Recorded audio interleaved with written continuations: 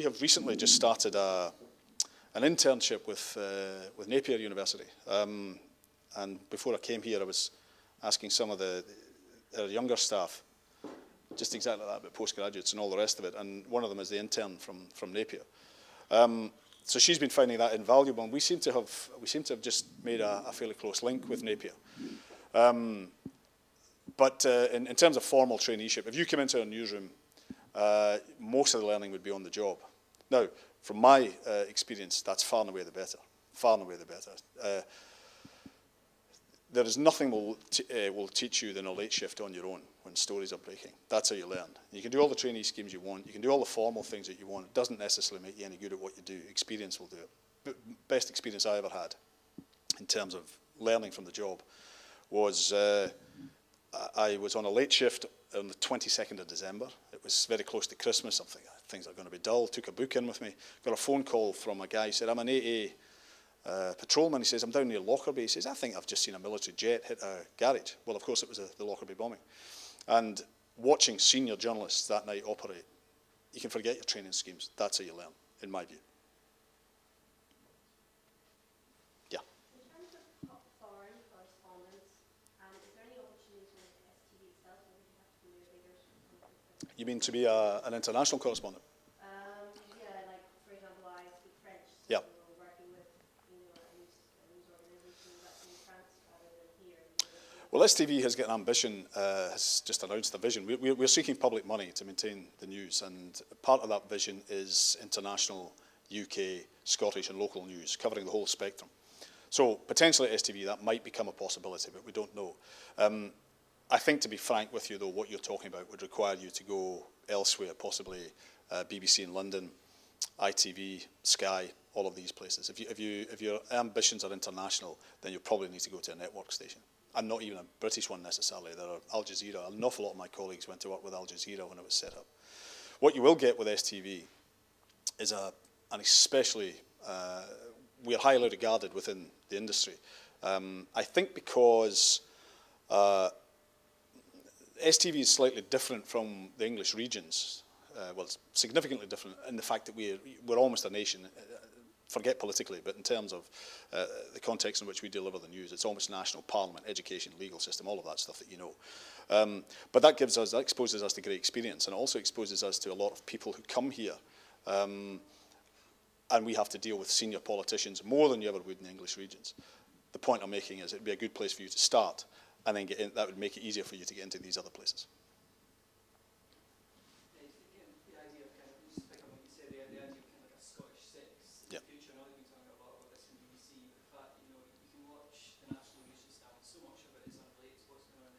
Yeah. And I know you said funding is slightly an issue, but could that not be done through kind of like buying out through kind of ITN for kind of like their international output, and can not be kind of sort of a cheaper way of doing it? Not cheap, but no, I know exactly what you mean. In fact, that's what the STV proposal is, that we would provide world, UK, Scottish and local news. We would provide the Scottish and local.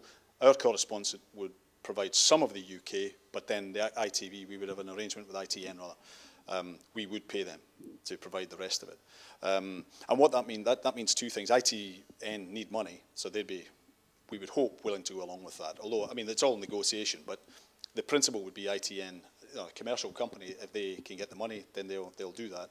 What it also means from our point of view is that if we are talking to a foreign correspondent from ITN, they're contracted to do it. It's not a case of doing us a favour. They have to do it. So that means our quality is not affected. That's the vision that STV have proposed. And yes, it is it would be in concert with ITN.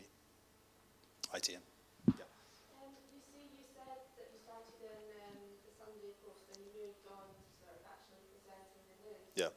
Was that just sort of one of these opportunities that came by, and how difficult was it to get from sort of written journalism into actually presenting? It was luck. It was no career plan at all. And to the extent that when I was still at university, I sent a cassette off to I sent a voice thing off to Radio Clyde, and the guy there said, "Oh, quite impressed with that. Come in and see us." And I went in and had a conversation with the guy, who was one of their senior managers, and he basically said, at the end of the conversation, I think I must have lapsed into the local patois and was given a bit of that and a wee bit of that. No? And he said to me at the end of that, you don't have a voice for broadcasting. I'm sorry, you don't have a career here.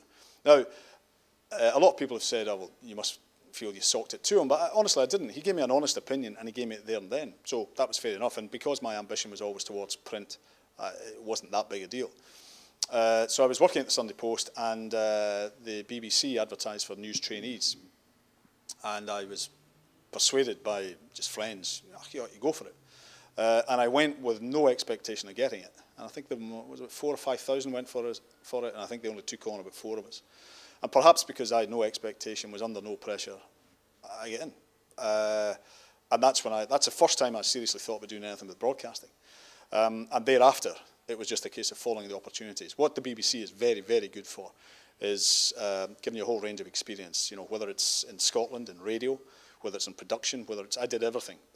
Sub-news bulletins, produced programmes, presented programmes, reported, sports correspondent, all of that within the BBC itself. And then that's within radio, and then doing a very similar path in TV, working between the two, TV and radio.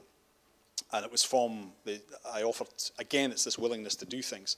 I offered to do, it's amazing, a lot of people didn't want to work Saturdays. I said, well, I'll do your bulletin on a Saturday. I'll work for radio and TV on a Saturday. And it was from that I got the opportunity to go to STV. So, the answer to your question is, take the opportunities as they come. If you get in somewhere, don't talk about your hours, don't complain about, and I say this as the shop steward of our union. Don't complain about dinner breaks, don't complain about hours. When you're young, seek the opportunities and make the most of them, and then see where it takes you. And it will take you far if you get in. Yeah. So that you sent in a cassette. These days, would you send in a show reel? Yes, to TV you would send in a show reel. What would you put into a good show reel? What makes it good? A good one is going to be a story that you've broken. It's going to include pieces to camera. It's going to pitch it to the programme to which you're applying. So if you're applying it to STV or Reporting Scotland or whatever, it'll be fairly straight. Show a bit of imagination, use of graphics, whatever it is you want to do.